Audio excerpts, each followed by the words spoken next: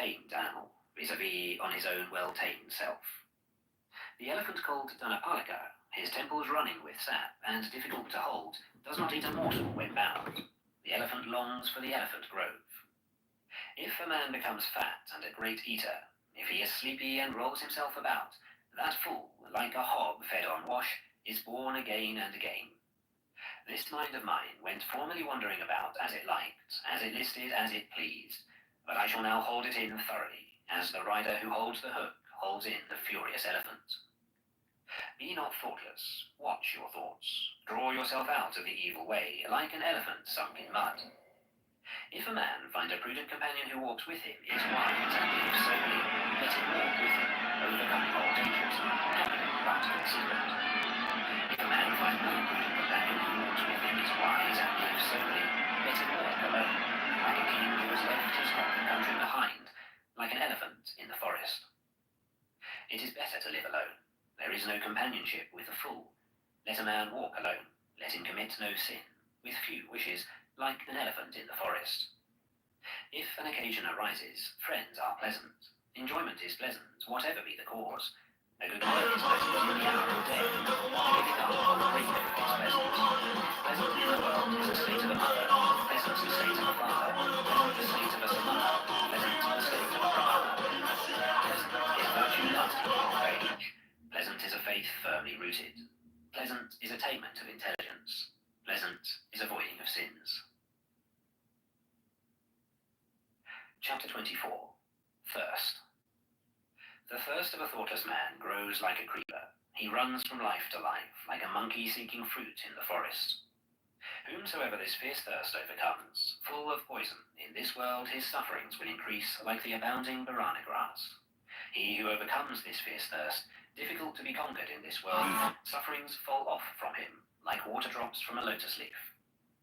This salutary word I tell you, do ye, as many as are here assembled, dig up the root of thirst, as he who wants the sweet-scented mysterious root must dig up the banana grass, the fire and the tempter, and it will crush you again and again, as the stream crushes the reeds. As a tree, even though it has been cut down, is firm because its root is safe, and grows again. Thus, unless the feelings of thirst are destroyed, the pain of life will return again. AI in 2025. He whose thirst, running towards pleasure, is exceeding strong in the 36 channels, the waves will carry away that misguided man, vis-a-vis his desires which are set on passion. The channels run everywhere. The creeper of passion stands sprouting.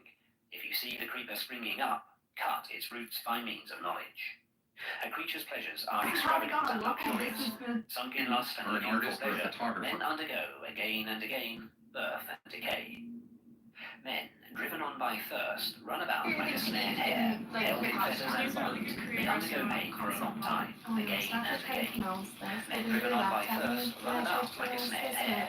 Let, therefore, the mendicant drive out thirst, by striving after passionlessness for himself. He who, having got rid of the forest of lust after having reached nirvana, gives himself over to the forest life and lust, and who, removed from the forest, runs to the forest, In 24 hours of a college town, though free, he runs into bondage. Wise people do not call that a strong fetter which is made of iron, wood, or hemp. Far stronger is the care for precious stones and rings, for sons and a wife. That fetter wise people call strong, which drags down, yields, but is difficult to undo. After having cut this at last, people leave the world, free from cares, and leaving desires and pleasures behind. Those who are slaves to passions run down with the stream of desires, as a spider runs down the web which he has made himself. When they have cut this at last, wise people leave the world free from cares, leaving all affection behind. Give up what is before, give up what is behind, give up what is in the middle. When thou goest to the other shore of existence, if thy mind is altogether free, thou wilt not again enter into birth and decay.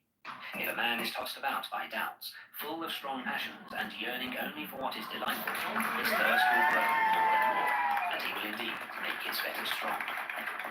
If a man delights in quieting doubts, and always reflecting, dwells on what is not delightful, the impurity of the body, he certainly will remove, nay, he will cut the fetter of Mara. He who has reached the consummation, who does not tremble, who is without thirst and without sin, he has broken all the thorns of life. This will be his last body. without thirst and without affection, who understands the words and their interpretation, who knows the order of letters, those which are before and which are after, he has received his last body. He is called the Great Saint, the Great Man. I have conquered all.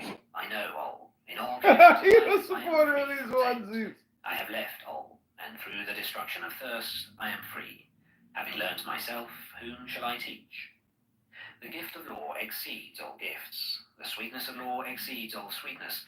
The delight in the law exceeds all delights. The extinction of thirst overcomes all pain. Pleasures destroy the foolish, if they look not for the other shore.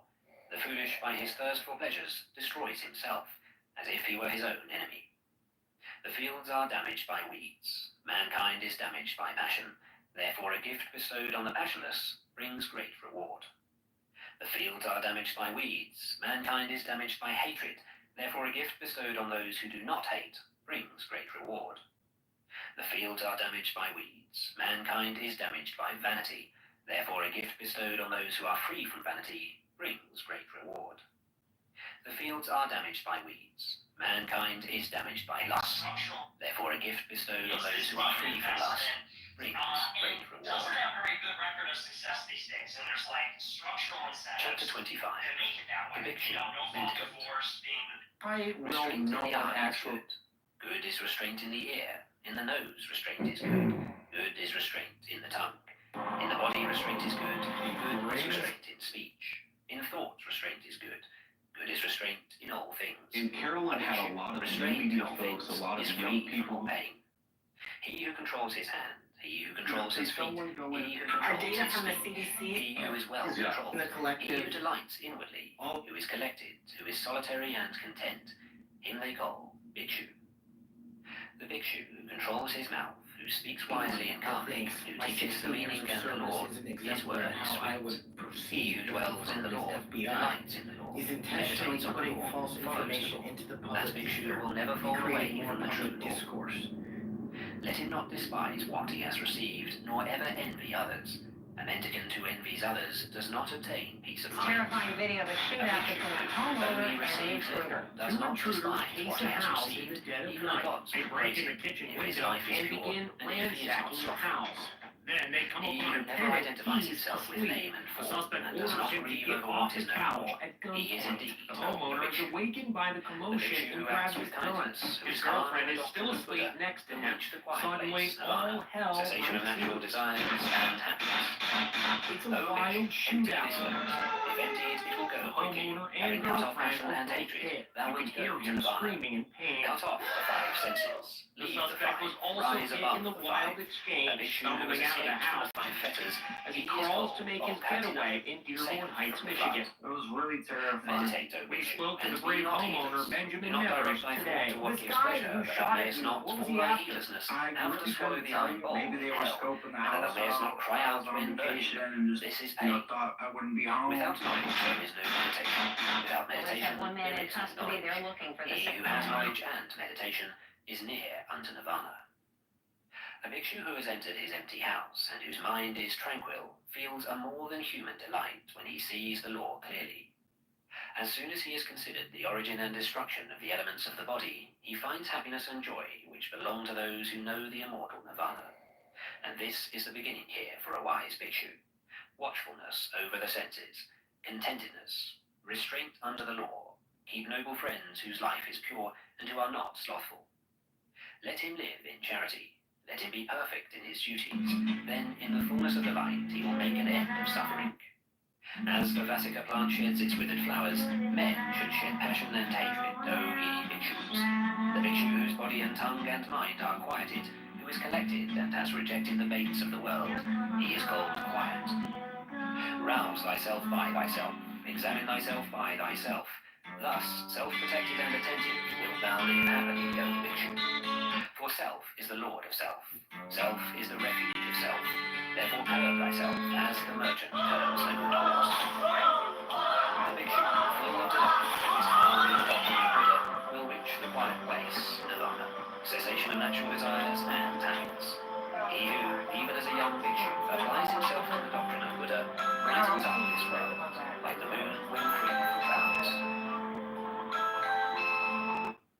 Chapter 26. The Brahmana, Arhat. Stop the stream valiantly. Drive away the desires, O Brahmana.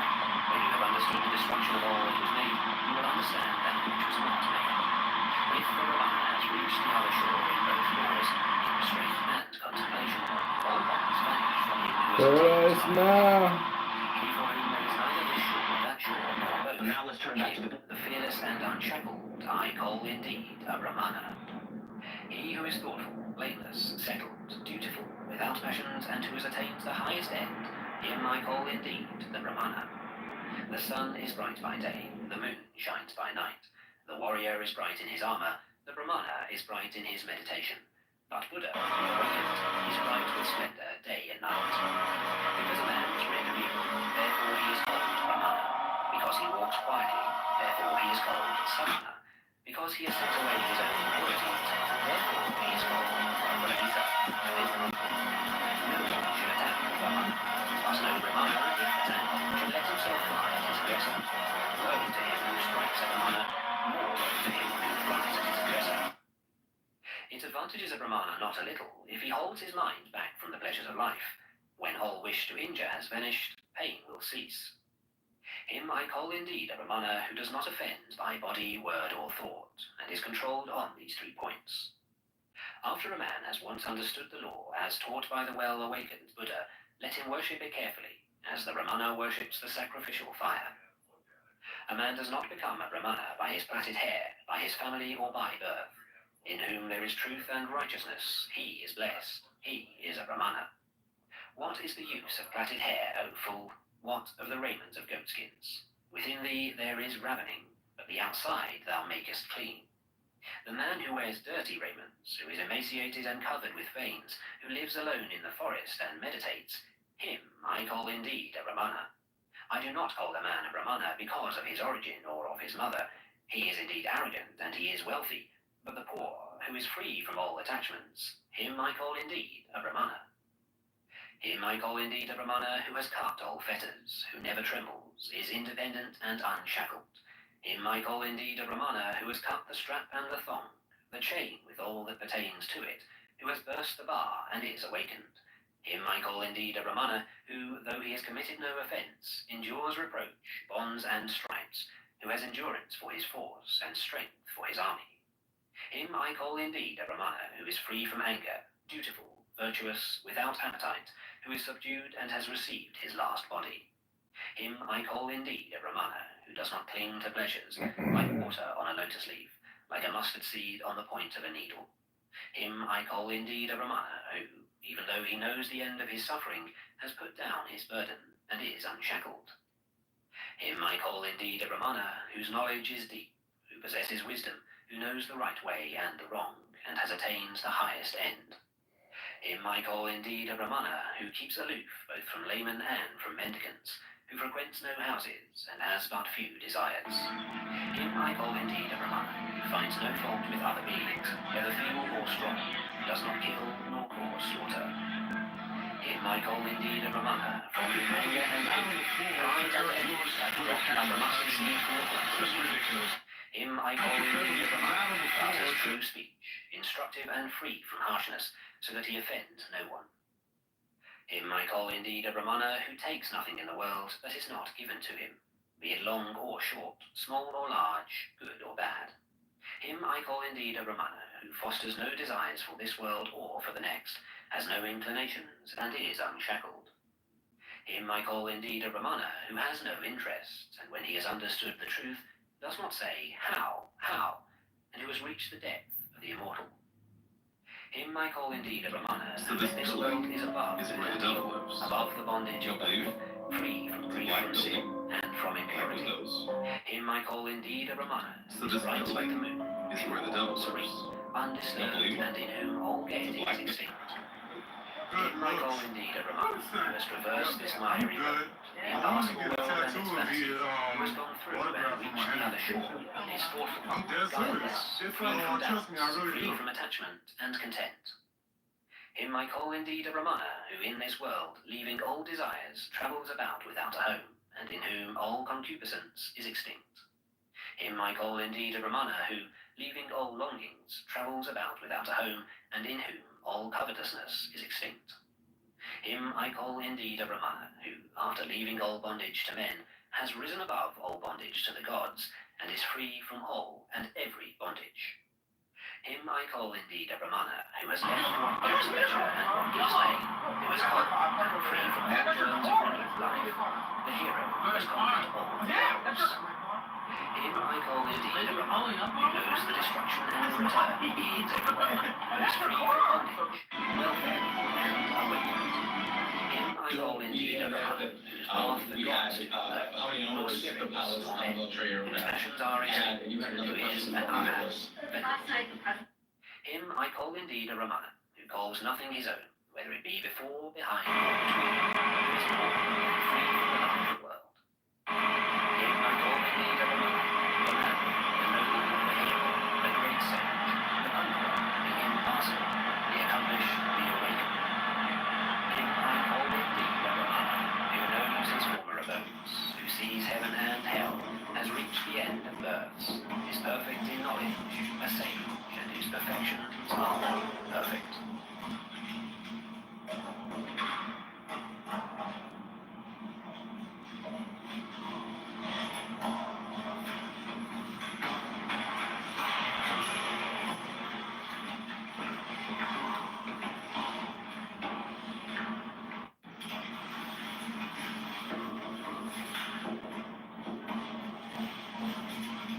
Everyone wonders if earning a degree will come definitively.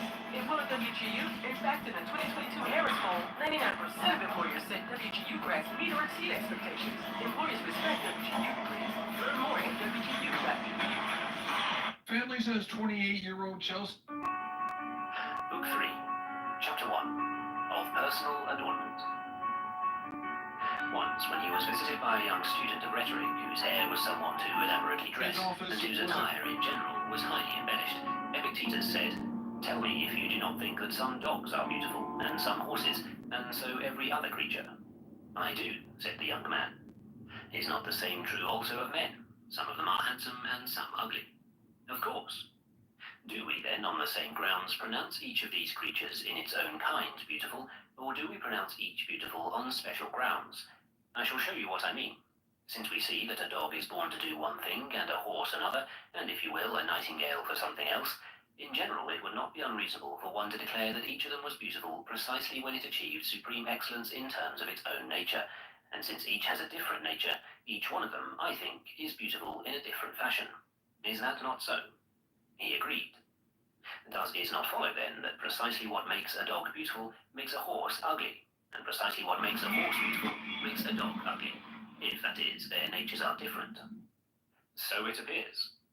"Yes, for to my way of thinking, what makes a Pancratias beautiful does not make a wrestler good, and more than that, makes a runner quite absurd, and the same man who is beautiful for the pentathlon is very ugly for wrestling." "That is so," said he. "What then makes a man beautiful other than just that which makes a dog or a horse beautiful in its kind?" "Just that," said he. "What is it then that makes a dog beautiful?" "The presence of a dog's excellence." "What makes a horse beautiful?" "The presence of a horse's excellence." "What then makes a man beautiful? Is it not the presence of a man's excellence?" "Very well then, young man, do you too, if you wish to be beautiful, labor to achieve this, the excellence that characterizes a man." "And what is that?" "Observe who they are whom you yourself praise, when you praise people dispassionately. Is it the just or the unjust? The just. Is it the temperate or the dissolute? The temperate. And is it the self-controlled or the uncontrolled? The self-controlled. In making yourself that kind of person, therefore, rest assured that you will be making yourself beautiful. But so long as you neglect all this, you must needs be ugly, no matter if you employ every artifice to make yourself look beautiful. Beyond that, I know not what more I can say to you, for if I say what I have in mind, I shall hurt your feelings, and you will leave, perhaps never to return. But if I do not say it, consider the sort of thing I shall be doing. Here you are coming to me to get some benefit, and I shall be bestowing no benefit at all. And you are coming to me as to a philosopher, and I shall be saying nothing to you as a philosopher. Besides, is it anything but cruel for me to leave you unreformed? If some time in the future you come to your senses, you will have good reason to blame me. What did Epictetus observe in me, you will say to yourself, that although he saw me in such a condition and coming to him in so disgraceful a state, he should let me be so and say never a word to me. Did he so completely despair of me? Was I not young? Was I not ready to listen to reason? And how many other young fellows make any number of mistakes of the same kind in their youth? I am told that once there was a certain Palermo who, from being a very dissolute young man, underwent such an astonishing transformation. Well, suppose he did not think that I should be another Palermo. He could at least set my hair right. He could have stripped me of my ornaments. He could have made me stop keeping my hairs. But although he saw me looking like, what shall I say? Hell speaks. As for me, I do not say what it is you look like, but you will say it when you come to yourself and will realize what it is and the kind of people those are who act this way. If you bring this charge against me someday, what shall I be able to say in my own defense? Yes, but suppose I speak and do not obey. And did Laius obey Apollo? Did he not go away and get drunk and say goodbye to the oracle? What then? Did that keep Apollo from telling him the truth? Whereas I do not know whether you will obey me or not. Apollo knew perfectly well that Laius would not obey, and yet he spoke. But why did he speak? And why is he Apollo? Why does he give out oracles? And why has he placed himself in this position to be a prophet and a fountain of truth, and for the inhabitants of the civilized world to come to him? And why are the words, "Know thyself," carved on the front of his temple, although no one pays attention to them? Did Socrates succeed in prevailing upon all his visitors to keep watch over their own characters? No, not one in 1,000. Nevertheless, once he had been assigned this post, as he himself says, by the ordinance of the deity, he never abandoned it. Nay, what does he say even to his judges? If you will quit me, he says, on these conditions, namely, that I no longer engage in my present practices, I will not accept your offer. Neither will I give up my practices, but I will go out to young and old, and, in a word, to everyone that I meet, put to him the same question that I put now, and beyond all others, I will especially interrogate you, he says, who are my fellow citizens, inasmuch as you are nearer akin to me.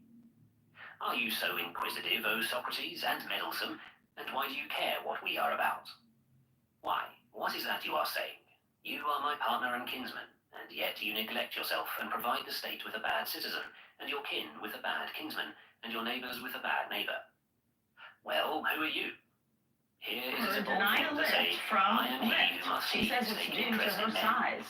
For no Doesn't ordinary it? ox Take a dares look to at this withstand video. the lion We've learned a itself. group of But if 3 the bull children comes up were and walking withstands home him, from say school to the just bull, after if 3 you think fit. But who are you, and what do you care? Now, in every species, nature produces some superior individual, among cattle, dogs, bees, horses. Pray do not say to the superior individual, well then, who are you?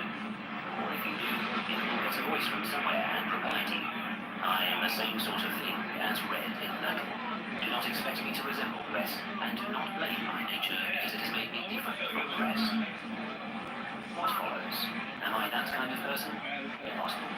Are you indeed the kind of person to Before we listen to get the started truth? here, I would that you get were. some But fucking dumb nevertheless, shit out of the way since first somehow or here. other I have been condemned to wear a not grey here. beard and a rough cloak, Have fun and you doing are coming power to slap me tonight. as to a philosopher, I shall And I'm not sure treat you guys cruelly, heard what Bryce nor was- as though I despaired of you, but I shall say, young man, whom do you wish to make beautiful? First learn who you are, and then, in the light of that knowledge, adorn yourself. You are a human being, that is, a mortal animal gifted with the ability to use impressions rationally. And what is rationally? In accordance with nature and perfectly. What element of Imagine living superiority next do door you to possess? this house The with animal in you? towering piles No. of junk Your for mortality? years. No. The mess is Your so ability to corrupt. use impressions? No. Your reason is the element of superiority which you possess. Adorn and beautify that. But leave your hair to him who has fashioned it, as he will. Come, what other designations apply to you? Are you a man or a woman? A man. Very well then, adorn a man, not a woman. Woman is more smooth and dainty by nature, and if she is very hairy, she is a prodigy, and is exhibited and wrote among prodigies. But for a man not to be hairy is the same thing. If by nature he has no hair, he is a prodigy. But if he cuts it out and plucks it out himself, what shall we make of him? Where shall we exhibit him, and what notice shall we post? I will show you, we say to the audience, a man who wishes to be a woman rather than a man. What a dreadful spectacle. No one but will be amazed at the notice. By Zeus, I fancy that even the men who pluck out their own hairs do what they do without realizing what it means. Man, what reason have you to complain against your nature? Because it brought you into the world as a man? What then? thought it had brought all persons into the world as women. And if that had been the case, what good would you be getting of your self-adornment? For whom would you be adorning yourself if all were women? Your paltry body doesn't please you, eh? Make a clean sweep of the whole matter. Eradicate your, what shall I call it, the cause of your hairiness. Make yourself a woman all over, so as not to deceive us, not half man and half woman. Whom do you wish to please? Frail womankind? Please them as a man. Yes, but they like smooth men. Oh, go hang. And if they liked sexual perverts, would you have become such a pervert? Is this your business in life? Is this what you have been born for, that licentious women should take pleasure in you? Shall we make a man like you a citizen of Corinth, and perchance a warden of the city, or superintendent of Ephebi, or general, or superintendent of the games? Well, and when you have married, are you going to pluck out your hairs? For whom and to what end? And when you have begotten boys, are you going to introduce them into the body of citizens as plucked creatures too? A fine citizen and senator and orator. Is this the kind of young men we ought to pray to have born and brought up for us? By the gods, young man, may such not be your fate. But once you have heard these words, go away and say to yourself, it was not Epictetus who said these things to you. Why, how had they have occurred to him? But it was some kindly god or other speaking through him. No, it would not have occurred to Epictetus to say these things, because he is not in the habit of speaking to anyone. Come then, let us obey God, and rest not under his wrath. Nay, but if a raven gives you a sign by his croaking, it is not the raven that gives the sign, but God through the raven. Whereas if he gives you a sign through a human voice, will you pretend that it is the man who is saying these things to you, so that you may remain ignorant of the power of the divinity, that he gives signs to some men in this way and to others in that, but that in the greatest and most sovereign matters he gives his sign through his noblest messenger? What else does the poet mean when he says, since ourselves we did warn him, sending down Hermes the messenger god, the slayer of Argus, neither to murder the husband himself, nor make love to his consort? As Hermes descended to tell Aegisthus that, so now the gods tell you the same thing. Sending down Hermes the messenger god, the slayer of Argus, not to distort utterly, nor to take useless pains about that which is already right, but to leave the man a man, and the woman a woman, the beautiful person beautiful as a human being, the ugly ugly as a human being. Because you are not flesh nor hair, but all purpose. If you get that beautiful, then you will be beautiful. So far, I do not have the courage to tell you that you are ugly, for it looks to me as though you would rather hear anything than that. But observe what Socrates says to Alcibiades, the most handsome and youthfully beautiful of men. Try, then, to be beautiful. What does he tell him? Dress your locks and pluck the hairs out of your legs? God forbid. No, he says, make beautiful your moral purpose, eradicate your worthless opinions. How treat your paltry body, then? As its nature is. This is the concern of another. Leave it to him. What then? Does the body have to be left unclean? God forbid. But the man that you are and were born to be, keep that man too. The man to be clean as a man, a woman as a woman, a child as a child. No, but let's pluck out also the lion's mane, so that he may not fail to be cleaned up, and the cock's coat, for he too ought to be cleaned up.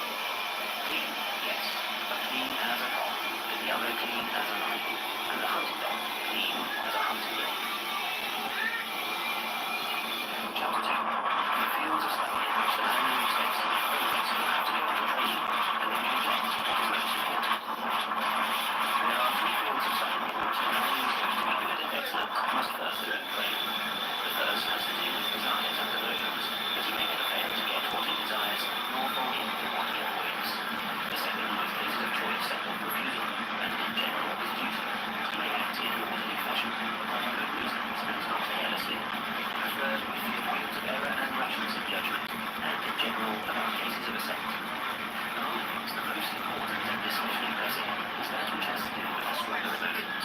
For a strong emotion does not arise except as desire fails to attain its object, or an aversion falls into what it would avoid. This is the field of study which introduces to us confusions, tumults, misfortunes and calamities, and sorrows, lamentations, envies, and makes us envious and jealous, passions which make it impossible for us even to listen to reason. The second field of study deals with duty, for I ought not to be unfeeling like a statue, but should maintain my relations, both natural and acquired, as a religious man, a son, a brother, a father, a citizen. The third belongs only to those who are already making progress. It has to do with the element of certainty in the matters which have just been mentioned. So that even in dreams or drunkenness or a state of melancholy madness, a man may not be taken unawares by the appearance of an untested sense impression. This, says someone, is beyond us. But philosophers nowadays pass by the first and second fields of study and concentrate upon the third, upon arguments which involve equivocal premises, which derive syllogisms by the process of interrogation, which involve hypothetical premises and sophisms like the liar. Of course, he says, even when a man is engaged in subjects of this kind, he has to preserve his freedom from deception. But what kind of man ought to engage in them? Only the one who is already good and excellent. Do you then fall short in this? Have you already attained perfection in the other subjects? Are you proof against deception in handling small change? You see a pretty wench, you resist the sense impression. If your neighbour receives an inheritance, do you not feel a twinge of envy? And is security of judgment now the only thing in which you fall short? Wretch, even while you are studying these very topics, you tremble and are worried for fear someone despises you, and you ask whether anybody is saying anything about you. And if someone should come and say, a discussion is arising as to who was the best of the philosophers, someone who was there said that so-and-so was the only real philosopher, immediately your poor little one-inch soul shoots up the yarn. But if another party to the discussion says, nonsense, it's a waste of time to listen to so-and-so, why, what does he know? He has the rudiments and nothing else. You are beside yourself. You grow pale, immediately you shout, I'll show him who I am, that I am a great philosopher. Yet we see what a man is by just such conduct. Why do you wish to show it by anything else? Disturbing Do on you not so know that many levels. Diogenes The showed one of the defendant sophists bragged to thus, police. pointing out his middle finger at him, and then when the man was furious with rage, remarked, that's so-and-so. I pointed him out to you. For a man is not something like a stone or a stick of wood to be pointed out with a finger, but when one shows a man's judgment, then one shows him as a man. Let us take a look at your judgments too. Is it not evident that you set no value on your own moral purpose, but look beyond to the things that lie outside the province of the moral purpose, namely what so-and-so will say, and what impression you make, whether it be think you a scholar, or that you have read Chrysippus or Antipater? Why, if you have read them, and Arcadimus too, you have everything. Why are you any longer worried for fear you will not show us who you are? Do you wish me to tell you what kind of man you have shown us that you are? A person who comes into our presence, mean, hypercritical, quick-tempered, cowardly, fault-finding with everything, blaming everybody, never quiet, vain-glorious. These are the qualities which you have These kids on camera. Don't want these kids Go on away now camera. and read Don't our want careless. these kids on camera. Then, if a mouse falls down and makes a noise, you are dead with fright. For the same kind of death awaits you and carried off. And what was his name? Oh yes, Prudence. I didn't put hands He on you. too was proud of himself because he could understand Arcadimus. Wretch, are you not willing to let alone those things that do not concern you? They are appropriate for those who can study them without disturbance of spirit. You have the right to say, I do not yield to anger or sorrow or envy. I am not subject to restraint or to compulsion. What do I yet lack? I enjoy leisure. I have peace of mind. Let us see how we ought to deal with equivocal premises in arguments. Let us see how a person may adopt a hypothesis and yet not be led to an absurd conclusion. These things belong to men of that type. When men are prospering, it is good to justify, to take luncheon, and, if you will, even to sing and dance. But when the ship is already sinking, you come up to me and start to hoist the topsails. Chapter 3. What is the subject matter with which the good man has to deal, and what should be the chief object of our training? Episodes so far, and just the fact that The everybody's subject matter with interested which in the good meeting and us excellent man has to and deal that they is like the his new own show. governing It's principle. very important to That us of a because we physician know and how a well masseur like is the the show body, was of before. a farmer is So his it's farm. important to But us the to know function that of the good they and like excellent us man too. is to deal with his And impressions it's very in nice. accordance It's with been a few nature. episodes so far, and just Now, the fact just as that it is the nature of every soul to assent to the true, dissent from the false, and to withhold judgment in a matter of uncertainty, so it is its nature to be moved with desire toward the good, with aversion toward the evil, and feel neutral toward what is neither evil nor good. For just as neither the banker nor the greengrocer may legally refuse the coinage of Caesar, but if you present it, whether he will or no, he must turn over to you what you are purchasing with it. So it is also with the soul. The instant the good appears, it attracts the soul to itself, while the evil repels the soul from itself. A soul will never refuse a clear sense impression of good, any more than a man will refuse the coinage of Caesar. Of this concept of the good hangs every impulse to act both of man and of God. That is why the good is preferred above every form of kinship. My father is nothing to me, but only the good. Are you so hard-hearted? Yes, that is my nature. This is the coinage which God has given me. For that reason, if the good is something different from the noble and the just, then father and brother and country and all relationships simply disappear. But shall I neglect my good so that you may have it? And shall I make way for you? What for? I am your father, but not a good. I am your brother, but not a good. If, however, we define the good as consisting in a right moral purpose, then the mere preservation of the relationships of life becomes good. And furthermore, he who gives up some of the externals achieves the good. My father is taking away my money, but he is doing you no harm. My brother is going to get the larger part of the farm. Let him have all he wants. That does not help him at all get a part of your modesty, does it? Or of your fidelity, or of your brotherly love.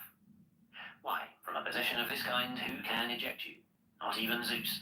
Nay, nor did he even wish to. But this matter he put under my control, and he gave it to me even as he had it himself, free from hindrance, also restraint. When, therefore, different persons have different pieces of coinage, a man offers the coin and gets what is bought by it. A thief has come to the province as proconsul. What coinage does he use? Offer it and carry away what you wish. An adulterer has come. What coinage does he use? Frail wenches. Take, says one, the coin and sell me the little baggage. Give and buy. Another is interested in boys. Give him the coin and take what you wish. Another is fond of hunting. Give him a fine horse or dog. With size and groans he will sell for him what you wish. For another constrains him from within, the one who has established this currency. It is chiefly with this principle in mind that a man must exercise himself. Go out of the house at early dawn, and no matter whom you see or whom you hear, examine him, and then answer as you would to a question. What did you see? A handsome man or a handsome woman? Apply your rule. Is it outside the province of the moral purpose or inside? Outside. Away with it. What did you see? A man in grief over the death of his child. Apply your rule.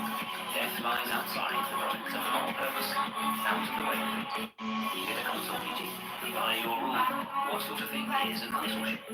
Outside the province of the moral purpose or inside? Outside. Away with it too. It does not meet the test. Throw it away. It does not concern you. If we had kept doing this and had exercised ourselves from dawn till dark with this principle in mind, by the gods, something would have been achieved. But as it is, we are caught gaping straightway at every external impression that comes along, and we wake up a little only during the lecture, if indeed we do so even then. After that is over, we go out, and if we see a man in grief, we say, it is all over with him. If we see a consul, we say, happy man. If we see an exile, poor fellow, or a poverty-stricken person, wretched man, he has nothing with which to get a bite to eat. These, then, are the vicious judgments which we ought to eradicate. This is the subject upon which we ought to concentrate our efforts. Why, what is weeping and sighing? A judgment. What is misfortune? A judgment. What are strife, disagreement, fault-finding, accusing, impiety, foolishness?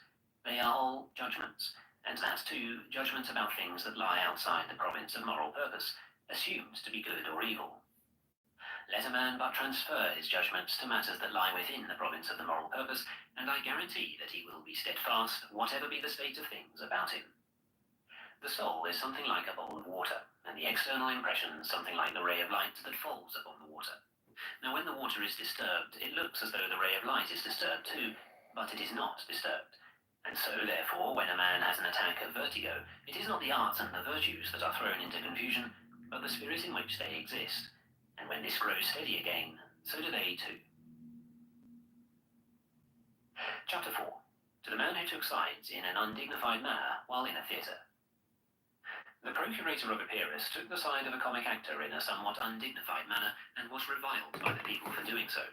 Thereupon he brought word to Epictetus that he had been reviled, and gave expression to his indignation at the men who had so reviled him. Why, what wrong were they doing? Said Epictetus. They too were taking sides, just as you yourself were. But when the other asked, is that the way then in which a man takes sides?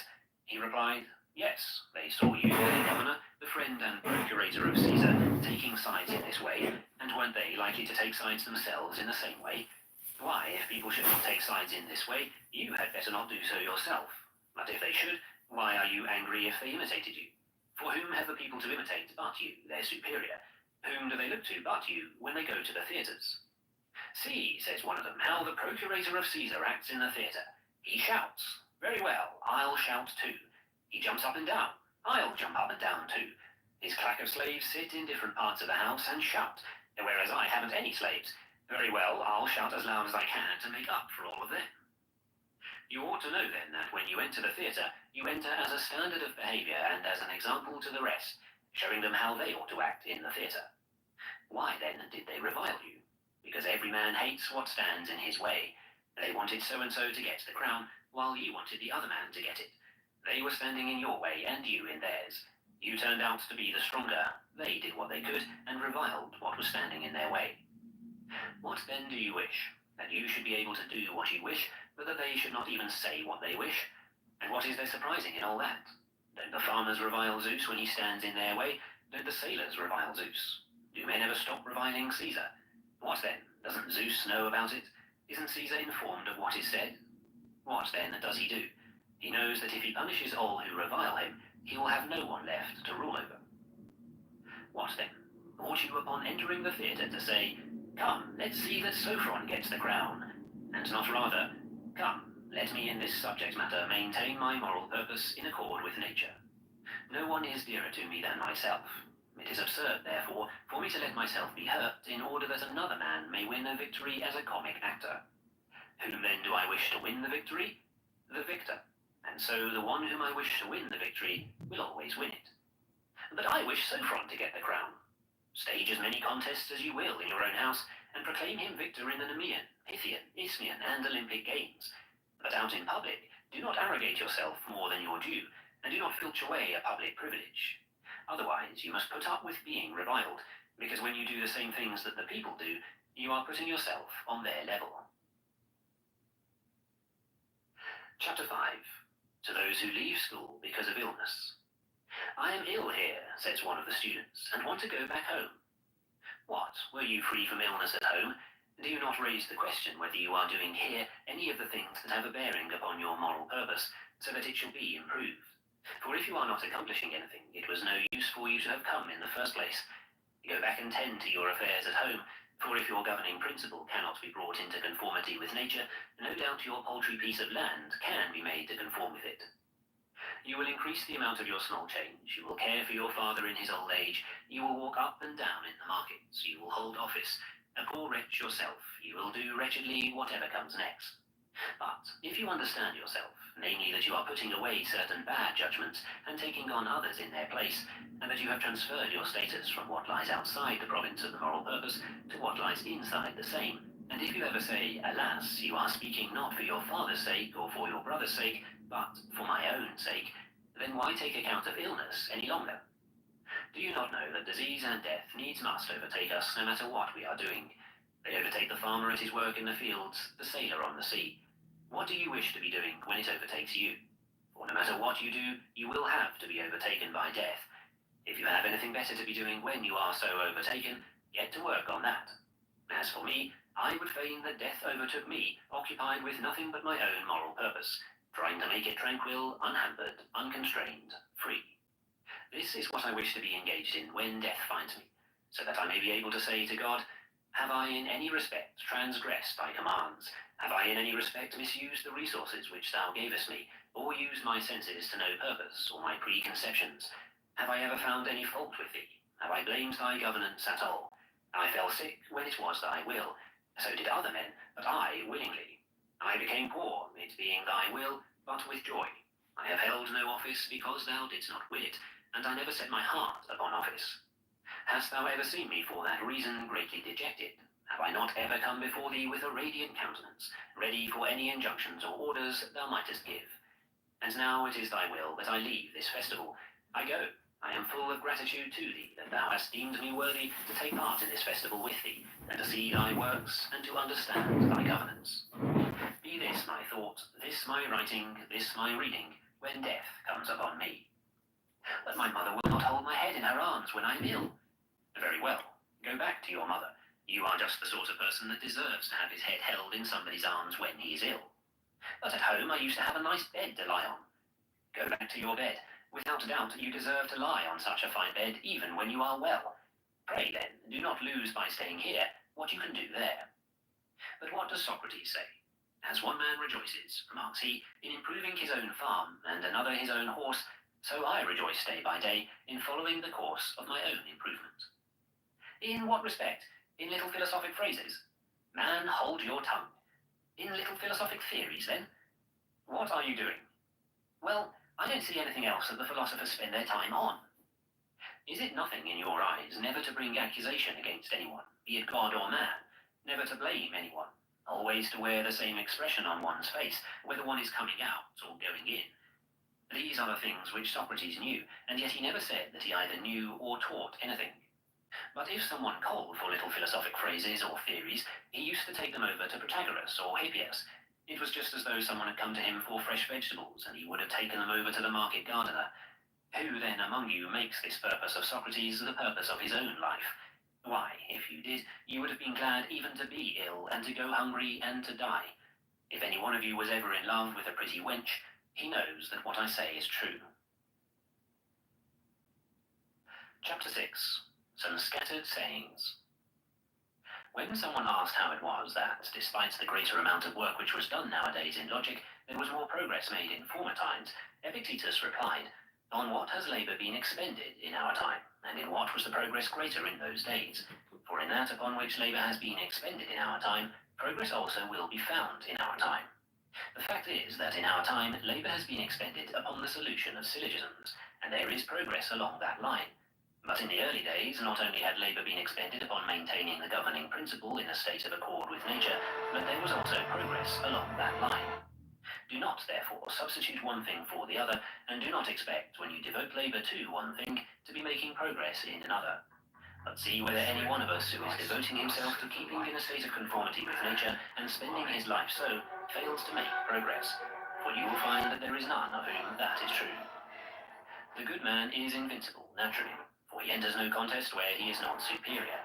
If you want my property in the country, says he, take it. Take my servants, take my office, take my paltry body.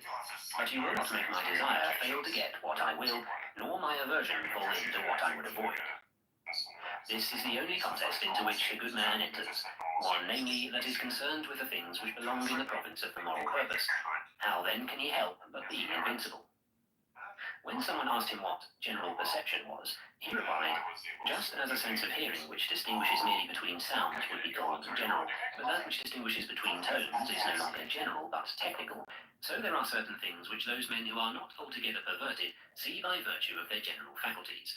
Such a mental constitution is called general perception. It is not an easy thing to prevail upon soft young men. No, and you can't catch soft cheese on a fishhook either. But the gifted young men, even if you try to turn them away, take hold of reason all the more firmly. And so also Rufus, for the most part, tried to dissuade men, using such efforts to dissuade as a means of discriminating between those who were gifted and those who were not. For he used to say, just as a stone, even if you throw it upwards, will fall downwards to earth by virtue of its very constitution, so is also the gifted man. The more one beats him back, the more he inclines toward his natural object. Chapter 7. A conversation with the imperial bailiff of the free cities, who was an Epicurean. When the imperial bailiff, who was an Epicurean, came to visit him, Epictetus said, "It is proper for us laymen to make inquiry of you philosophers what the best thing in the world is, just as those who have come to a strange town make inquiry of the citizens and people who are familiar with the place, so that, having learned what it is, we may go in quest of it ourselves and behold it, as do strangers with the sights in the cities. Now, that three things belong to man, soul and body and things external, hardly anyone denies. All you have to do then is to answer the question, which is best? What are we going to tell men? The flesh. And was it for this that Maximus sailed all the way to Cassiope during the winter with his son, to see how his way? Stronger than women. So when I see trans men going against women, it's never really a fair fight. And I think that it is something that is a thing that we should take seriously, because it's something that is serious.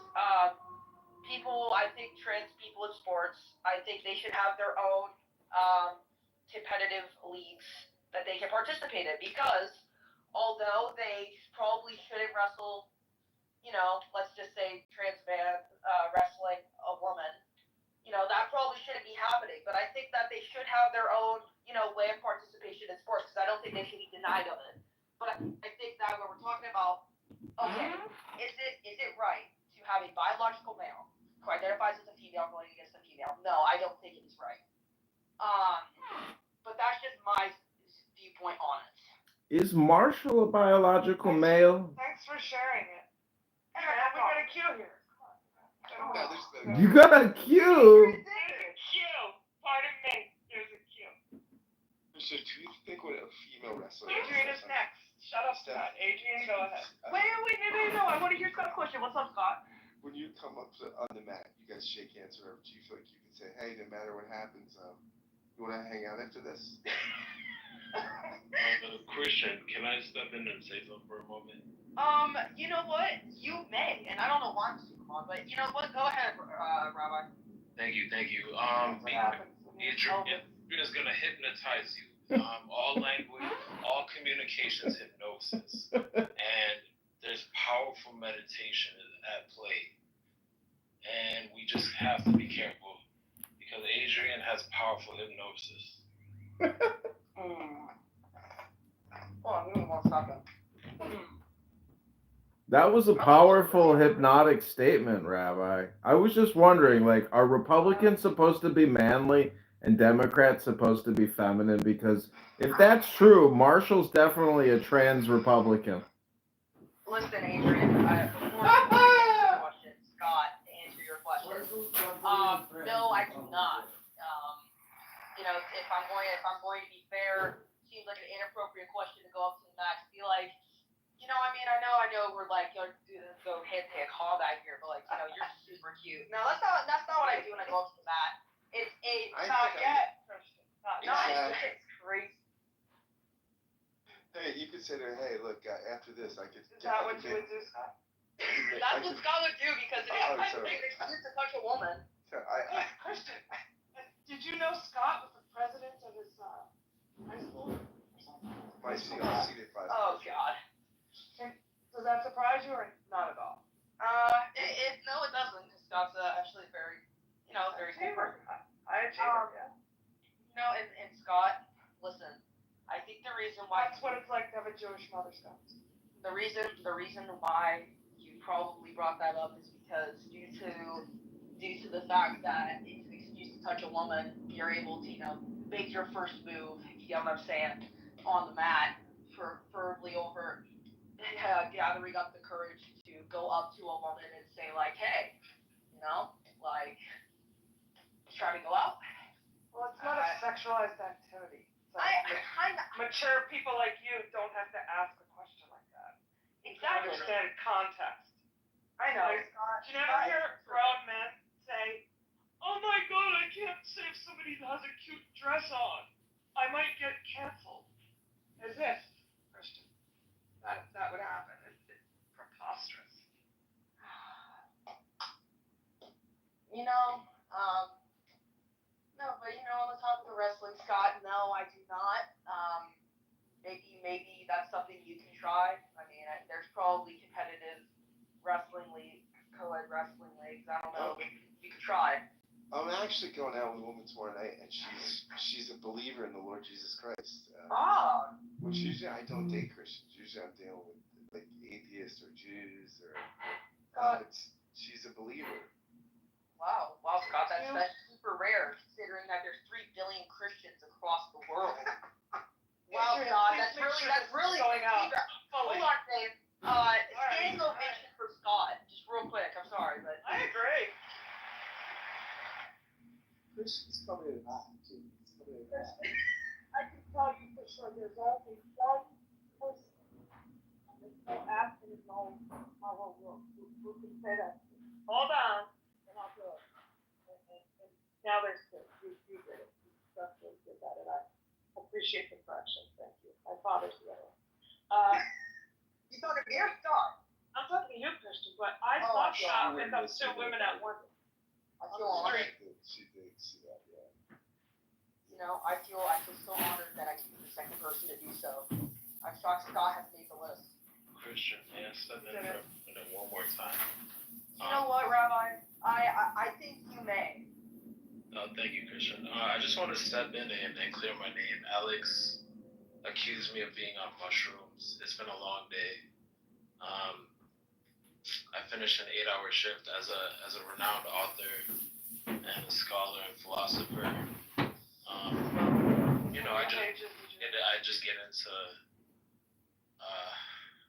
If I may interrupt, Yes. I know he accused you of it, but is he right? Are you under the influence of mushrooms right now? No. Well, you heard it here, folks. I think it's great that you cleared the name, but May I clear my name on this? Why was the accusation leveled? why? No support. Yeah. No, Go ahead. I quibble with the word accusation. I just claimed that he was on mushrooms. And accusing him is not an accusation. This isn't the island of Patmos, you know. This isn't John from the Gospel. You know, we're not on Patmos here. We're on Clown House. Also, Alex, let me just say something. When you claim that he is on mushrooms, a claim usually comes forth with evidence. I just want to make that clear. Just using my education for good use. When you make a claim, there's usually evidence that you have to use to back it up, and when you make an accusation, it's a claim that has no evidence to back it up. I just want Christian, you're like the new rascal. So then, You like a younger, more vivacious rascal. Is that supposed to be a compliment, or is that supposed to be an insult? I don't know. It's hard to say. I don't think it's pin yourself yeah. down. Pin yourself down. Compliment or not? I like rascal. I'm just saying that rascal can be very aggressive. Very aggressive. And yet, efficient cute. I'm just saying that meditation, the art of being silent, listening, is truly sometimes more advantageous and more intellectual than hyperverbalizing all the time. That is true, Adrian, and to back that up, it's been proven. And I like to call it mindfulness, if that's okay with you, Adrian. It's been proven on multiple studies. Listen closely, Marshall. I think you need to go do some meditation. That's your second interruption, and I don't know what the consequence will be. I think Adrian should be put on trial. No, I'm just joking. I think Marshall should be put on trial for being a fake Republican.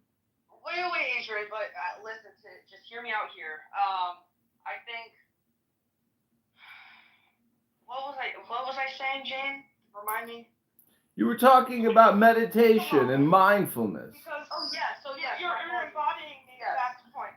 Like, constant interruption, you forgot you were talking about mindfulness. So now. Yes, my apologies. Thank you, Jane. But it's been proven on so many statistics and studies that mindfulness reduces stress and anxiety levels. And on top of that, also makes you significantly more productive and brings so many more benefits. I have a lot of disagreements with whatever personality Adrian, identifies as sometimes. But I agree. I agree with you. What are your disagreements with Adrian? Where do you have points of contention with him, Christian? I don't know, to be honest. We are in concordance. Could you say, Adrian, that we were going to create an alliance? I would just say that in the spirit of friendship and in the spirit of concord and in the spirit of a room about nothing, let's say yes. Let's be positive. Let's be optimistic. Very nice. Well, But that doesn't mean we should let Marshall slide. He's a fake Republican. Marshall, do you want to defend yourself? yeah, do you want to defend yourself, Marshall? We want to go Mike Moon rule? Fresh one. Did you know Mike Moon went viral on Reddit yesterday because he posted a photo of himself with his Asian wife? And I looked at the photo and I was like, is that Mike Moon? And it went viral because the photo is called before, the Reddit thread is called before and after, and it was them when they were like early 20s or whatever, and now. And I was like, that is Mike Moon. Adrian, you made Marshall leave. Oh, I know. Scott. Oh, yeah, Jane, go ahead. I'm sorry. I must honor Jane's time to speak. No, I was just making a semi-nonverbal. Tisk. professional left. Ah, I see. My apologies. He thinks Americans are arresting Americans and forcing Americans out of America. I find that to be very legalistically problematic. Yeah. And that's a lot of people think with the deportations that Trump is running, they're removing citizens because of their ethnicity, race, etc. So, for example, I think the main issue that Trump is addressing is illegal immigrants, but whereas cracking down on Mexicans legally crossing the border, and I think that's something that he's mainly addressing. And correct me if I'm wrong, but I think a lot of people are making the claim that Trump is not only removing the illegal immigrants that are Mexican, but also legal citizens that are Mexican due to the fact that they are Mexican. Now, correct me. Anyone correct Well, me? that claim is being made. It's too soon, right? Who's counting it? Which authority will we believe? This is a country in disarray. But the anecdotal is well, we've got for now. Elon Musk, aka Adrian Dittman, had Nick Fuentes on his podcast this evening, and he asked Nick, "What is an American?" And he had difficulty answering that question because it is a difficult question to answer, but I don't think so. I have a piece of artwork on my body. I took my social security card and I had it tattooed on me. Perfectly. Exact same size. Everything is the same. Because I realized, what is the artwork that everybody seems to want? It seems to be the social security card. So in response to what is an American, what is indisputably an American, if you got one of those social security cards, which everybody has to have, apparently, you're an American. If you're not an American, you don't have a social security card. If you are an American, you are now in the ledger. It's called a social security number. It's a ledger. No, that's not. I disagree with that definition, Adrian. The social security number can happen for a legal migrant or resident. All that allows them to do is earn money and pay into the social security. That doesn't make them an American. That doesn't make them an American. That doesn't mean they can vote. They're not a citizen. They don't have American rights as if an American does. So I understand your point, like Social Security for sure, if you've got a number, unlocks opportunities, but that doesn't make you an American. You're not American, we don't have to listen to you anymore. Well, James, Isn't that a horrendous thing to say? Alan broke the fourth wall. Well, it's an all or nothing statement to say if you don't have a social security number, you're not an American. So I agree with you philosophically. It's a cognitive distortion disorder. However, everybody seems to want to get that social security number, but some people don't want it because that means, guess what? They got to pay taxes. No, it's not. It's more than a cognitive distortion. It's a legal definition. That to be an American means you're able to vote and you have certain rights as an American citizen. I am not an American. I have a green card. I've been living in the States and working here legally for the last 20 years. I'm not an American. There is a distinction that I think is more than a cognitive distortion. So you are a member. I'm sorry, Christian. Sure. It seems to me, Alex. I don't know your life. I won't describe proud or any qualitative, but you're part of an American community if you lived here for 20 years. So I'm not suggesting. I would entirely agree with that characterization. Okay, thanks. I would agree. Those I don't two think things people can be like true you too. should start having to have assholes like me. I was playing a role. Tell you, well, we don't give a fuck what you say because you don't have a social security card. That's where we're. But that's not the same as defining somebody as an American. Whether you decide to listen to somebody or not is apart and distinct from whether you're an American or not. Like you're pointing out is just simple human courtesy. language. I'll be damned if I'm gonna let an Englishman lecture me what a fucking American is, mate. If you ain't got your fucking social security card, you are not a fucking American. Wait, so I gotta Uninfluenceable. housekeeping issue. It's not an issue, it's more a question, but does anyone here want to hear me have a 5-minute rant on immigration? Yes. Okay. Yes. Yes? And maybe some people have heard me talk about this before. I know Scott is one of them. I know that Jane might be one of them. But for anyone who hasn't already, this is going to be young Elvis's point of view on immigration. And I'll try to keep it short and sweet, but I can't guarantee it. Maybe we put the replays on. I mean, I don't think we can, considering it's public room. Okay. Go. I think everyone can agree with this. Republican, independent, whatever. But I think there is a large illegal immigration problem. I think everyone can agree. Now, I think the main question that everyone has on their minds is how do we, crack down on it, right? And I think this is something that Trump is trying to do or wants to do. And I agree with him on some points. I think we do need to crack down on illegal immigration. We don't know who is coming into our country. We don't know these people's intentions. We don't know what they want to do here. And I think a prime example is some of the things that have happened in history.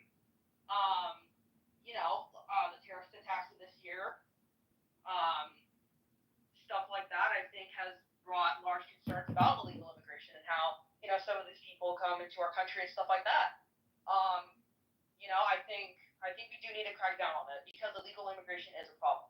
We don't know these people's intentions, whether they're criminals, good people, bad people, whatever they are. They still need to be documented. We need to know who they are, because if we don't, terrible, terrible things could happen. And I could list plenty, but I'll try to keep it to some. Some of the things that will happen if we do not crack down on illegal immigration is there are going to be attacks on our country from the inside. And this is something that we have seen in our country, and it's something that we're continuously going to see if it does not become solved. I think another thing that we also need to address is how unsecure our border is. We have a very unsecure border. It is not the border is not fully made. It's not at all secure. There's holes in the border where illegal immigrants can get in. As someone who lives in California, I am a person who has seen this on the southern side or on the western side of the border, or the southern border. There is a very, very large hole that is unsupervised by immigrant police officers, and illegal immigrants are able to come through without any problems. And it is a large problem because, like I stated before, we don't know who's coming into our country. We don't know their intentions. We don't know what they want to do. One more minute, I think, because I have a question on that. Yeah, sure. I'll wrap it up. We need a more secure border, and we do need to crack down on illegal immigration, because if we don't have those two things, our country will be very problematic from the inside, as a nation. Yeah, but aren't we having problems outside the nation as well? You said what, Adrian? I'm saying what we do on the outside of this country is impacting what's going on inside of the country. All of these immigrants are coming here because of regime change operations from the past 20 years. Funded by us. Jane, you have a question? Yeah, sure. Clarity. Christian. What do you mean we don't know who's here? Do you mean illegal people who are living literally under the radar and are illegal, who literally have never gone on the books? Do you think that number of people is very significant in this whole? I really don't know. I have to look into it more. But what that we don't know who these people are. What I mean is that when you come in the legal process in America, there is a process you have to do to be able to seek asylum in the U.S. Those people are documented inside of our system, and we know who they are and what they are doing here. When you come in illegally, all of those things are thrown out the window. We do not know who they are. We do not know what they're doing here. We do not know their intentions. That is what I mean. Illegal immigrants, whether coming through or staying here. Until some of them, many, I have to look it up to see what the percentage, do go and seek pathways to legal citizenship. But Christian, what are you gonna say when people call you racist? I'm not saying he's racist. I think it's interesting. I'm just saying some people are gonna say what he's saying is racist. Who said that here? Somebody's thinking it. Well, I don't think that my observations are racist, given the fact that I think everybody across the country can agree that there is an illegal immigration problem. We have unsecure borders, and they need to be cracked down on and fixed. I think everyone can agree with the observation that I'm making. Now, do I agree with every single thing that Trump's doing? Definitely not.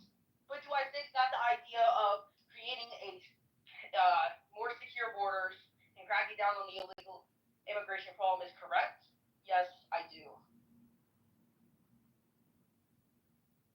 If that makes sense. I know, but some people are still gonna claim that what you're saying is racist. Well, hold on, let's try to... Yeah, go ahead, Scott. Let me give you a data point, okay? This is study after study has proven this, right? This isn't controversial. Undocumented immigrants have a lower crime rate than native-born Americans. I know this makes sense. You think about this. The ones that and the rare, I mean, there are some people that are in gangs. That's statistically very, very insignificant number. Most people want to come here, make some money, maybe send some money back to their home country. You know, try to get ahead. If you want to do that, you want to stay here. And so you're not rolling stop signs, you're not speeding.